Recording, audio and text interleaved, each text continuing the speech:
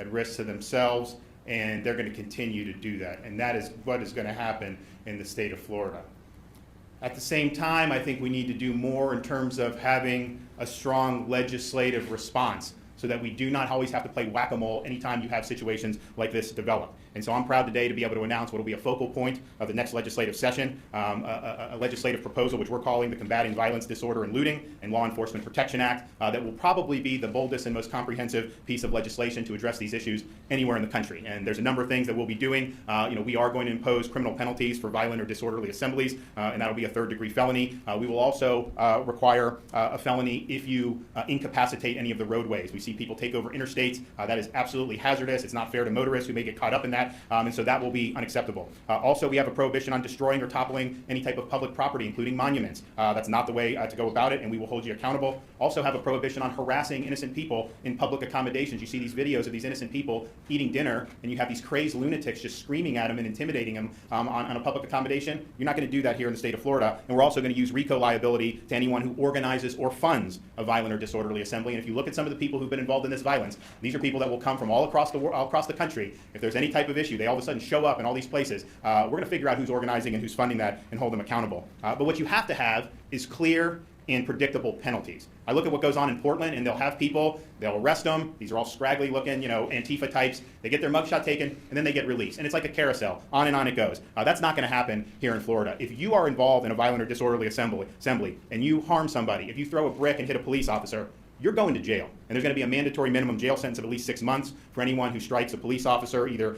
with any weapon or a projectile. And we're also not going to simply let people back out onto the street. So if you are in custody for one of these offenses relating to a violent or disorderly assembly, you're not getting bail before your first appearance, and then there's a rebuttable presumption against bail after that. We also have offense enhancements, and so if you do throw an object during a violent or disorderly assembly, that will be an enhanced penalty, as well as assault or battery of a law enforcement officer during one of these violent or disorderly assemblies. And if you are from another state and you come to participate in one of these violent or disorderly assemblies, you're going to have extra penalties imposed on you as well. But that's not enough. We have to understand that there's more that needs to be done. So we have a number of initiatives designed to protect citizens and taxpayers. One, we are not going to permit localities to defund the police. If you defund the police, then the state is going to defund any grant or aids coming to you. And that applies to any municipality or local government throughout the state of Florida. We also understand that victims need to be compensated. And so if you have a situation where a local government is grossly negligent, where they abdicate their responsibility to protect people and property, like we saw in some of these cities throughout the United States, we will waive sovereign immunity and let you get compensated by suing those local governments. You also will not be eligible for state benefits or employment if you get convicted of participating in a violent or disorderly assembly.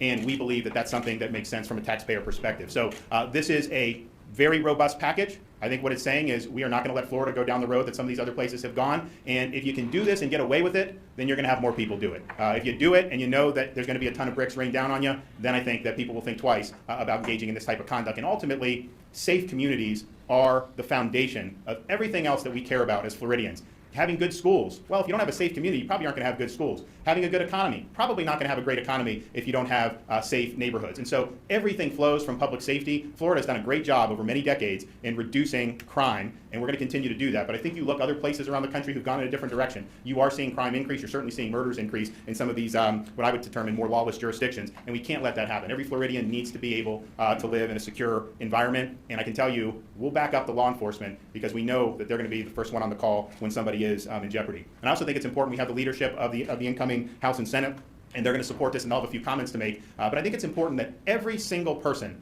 running for office in the state of Florida this year, whether you're running for the House, whether you're running for the Senate, you have an obligation to let the voters know where you stand on this bill. Are you going to stand with victims? Are you going to stand with law enforcement? Are you going to stand with law and order and safe communities? Or are you going to stand with the mob? That's the choice that each person running for office is going to have to make. I know where I stand, and I know where the leaders of our legislature stand, so it's an honor for me to be able to introduce. They'll both come up and say a few words, so we'll first introduce the incoming Senate President, Wilton Simpson.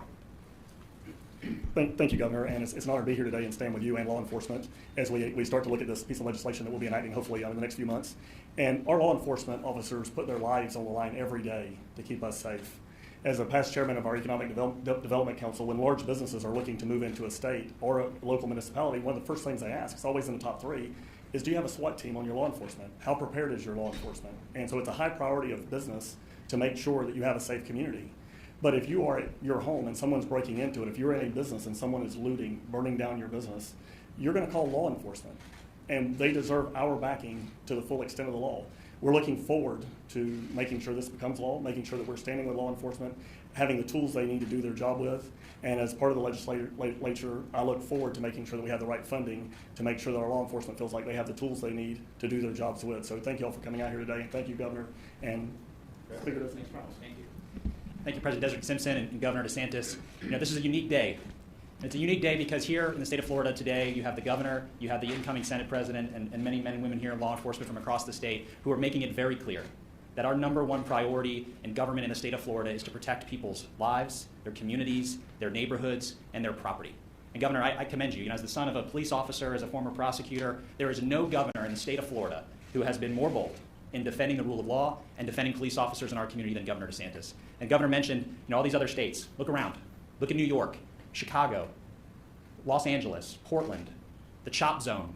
Look at how there's lawlessness in these communities. Look how New York and LA have cut $500 million plus from their law enforcement officers. The downtown Manhattan looks more like an illustration of Gotham City than it does the heartbeat of America's financial sector. And yet, the elected officials in those states, the elected officials in those communities have abdicated their number one responsibility to empower their law enforcement officers to defend their neighbors. The number one responsibility of the government. And what Governor DeSantis has rolled out here today makes it very clear that we will not be culpable in the same kind of negligence in our state, that we will stand behind law enforcement, that we will stand behind neighborhoods, and we will make it clear that no matter what happens, we will not become those states. We won't tolerate 20% rise in violent crime rates in our state because we're going to empower our law enforcement officers to do their job. And for that, I'm eternally grateful, Governor. Thank you. Great. Sheriff Joe. Thank you, Governor. And for everyone across the United States today, this is what leadership looks like. So I asked the other states, where's your governor? Where's your Speaker of the House? Where's your President of the Senate? Why aren't they standing together? This is remarkable. This is a state where you want to come on vacation. This is a state where you want to grow your business. And this is a state where you're safe. Because after all, if you're not safe, your children's not safe, and you don't feel safe, then you can't prosper. And in this state, there's a 49-year low crime rate. That doesn't just happen. It doesn't happen when you listen to a handful of people who think we ought to let criminals out of jail. I can tell you, folks, so that there's no misunderstanding today, this is a peaceful protest. This is a riot. We can tell the difference. The governor can tell the difference. Our law enforcement officers can tell the difference. In the event you didn't get that, let me show you something. This is a peaceful protest. This is looting. If you loot, the next thing you can try to steal is something off of your food tray at the county jail, because you're going to jail. That's a guarantee. And we're going to enjoy taking you down there. Some people are slow learners. This is peaceful protest. This is violence. It's not acceptable. I truly believe in our God-given right and our constitutional right to speak openly and freely, to address our government. That's important. We listen every day. But I've also watched across this country when law enforcement officers who put their life on the line were told to stand down, allow them to burn the precinct, allow them to rob and loot.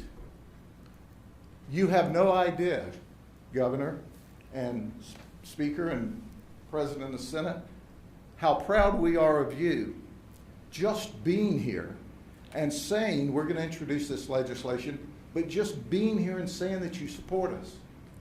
The men and women of law enforcement that write you a ticket today will stand in front of a bullet for you tonight. The men and women of law enforcement who you throw a brick at today will jump in a river to keep you from drowning tonight. I want you to remember that. We're not the enemies. We're your friend. We're your friend when you don't have any friends. We're the ones that make a positive difference in your life when nobody else will help. We're the ones that every time you dial 911, we respond. The reason we can do that with strength and energy is because we have Governor DeSantis and we have Speaker Sprouls and we have our President Wilton Simpson of the Senate, and we have great leaders in our police departments and our sheriff's offices. So, Governor, please know we are eternally grateful. And Chris, Wilton, you all are the best. Thank you. We will stand in the gap between good and evil. Make no mistake about it. Everyone in this county, everyone in this state, and everyone in this nation deserves to be safe and secure. And they are in Florida, because this is real leadership. Well, thank you, Sheriff. We're also going to hear from Sheriff Bobby Schultz, President of the Florida Sheriff's Association. Governor, it is an honor to be here today with you, and the courage that you and the legislative leadership here has to know that you have our back in law enforcement, that your dedication and commitment to the rule of law and law and order is paramount to what we get to enjoy here in Florida. You know, the governor said something a few minutes ago that resonated with me. There's some folks coming into election year. We need to ask those tough questions, because it's very easy for us to sit there and say we support law enforcement, that we condemn these things. These men just stood in front of you and told you where they stand. The folks that's running, they need to tell you where they stand. And if they are not in the same like-minded position of these men, they don't need to be there. End of story. Because without law and order, you can't have the freedoms that we have. It's impossible. As Sheriff Judge said, there's lots of things in our country that we have that can only come through safety. So I'm very thankful to be here today. I look forward to the upcoming year, that this thing is a no-brainer. If you support law and order, and I hope that all of our legislators do, this should go unanimous. It should go by one of the quickest things that goes through our legislative session.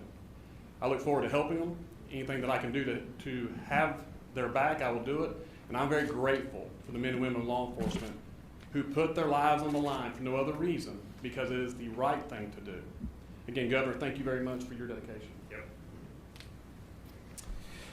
And then we have Chief Jeff Pearson, Satellite Beach Police Department, and the President of the Florida Police Chiefs Association.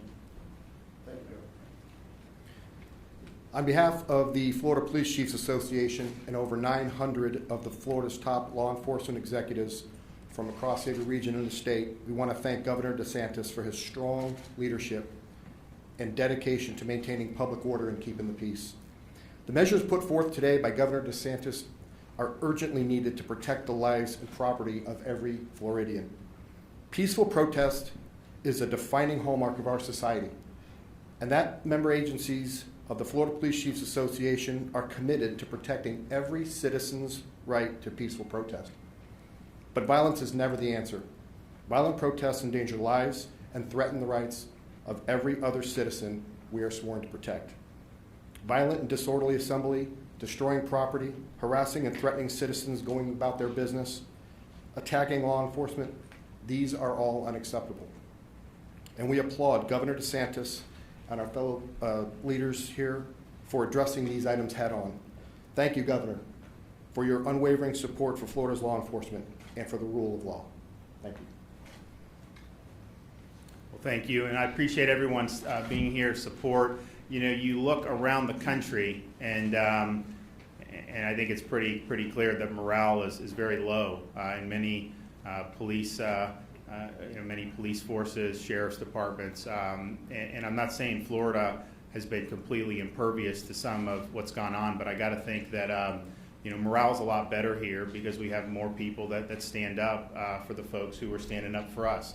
And so we're going to continue to do that. Certainly as governor, I know we have a legislature that's very supportive. And but this is something that You know, if you look at what's gone on in some parts of our country, we just can't allow that to happen here. I think they all did a great job thus far, but I think these will be important tools to really be able to make sure that our community stays safe.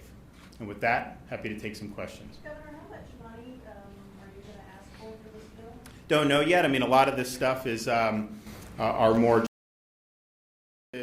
You have some where we actually may save money. I mean, if a municipality actually defunds police, you know, we're going to be able to withhold state funding for them. The victims' compensation will be lawsuits that are filed against local jurisdictions, and so that will come out of their kitty, and hopefully they don't do some of the things that was mentioned where these law enforcement were told to stand down and allow the rioting and allow the looting and allow the violence. I can tell you when we had issues in Florida, you know, by and large, we had folks who took it very seriously at the local level, and I anticipate that continuing. But at the same time, I look at people like in Minneapolis who had businesses that they built their whole life, and all of a sudden it's just a pile of ash, and it was a pile of ash because the police were told not to defend it, and so that's a big problem. So I think that this is probably not going to require very much in terms of funding. Yes, ma'am. Governor, when you say defund police, does that include agencies that may redirect funds to community programs? So what it will be is if you have a tough budget year and you do cuts, it is what it is. But if you single out disproportionately reducing law enforcement or cutting back law enforcement funding, that's when this would detach. So we're trying, we do want to recognize that sometimes there are tough calls that need to be made, and it's not that law enforcement singled out. But when you see what happened in Los Angeles or New York, where they're just taking massive amounts of money, that is going to put the community at risk. It will absolutely do that. And so for us as the state, there has to be consequences to that. And yes, there'll be an election and eventually, but that's small comfort for people in the intervening time. So I think there needs to be an immediate amount of accountability. And so I think we've done it in a way that makes sense, but does recognize, in tough times, you may need to do an across-the-board reduction sometimes. It's not good. I would still try to not touch law enforcement in that, but that's different than singling out the police. Do you see an increase in funding for mental health and substance abuse services? Well, we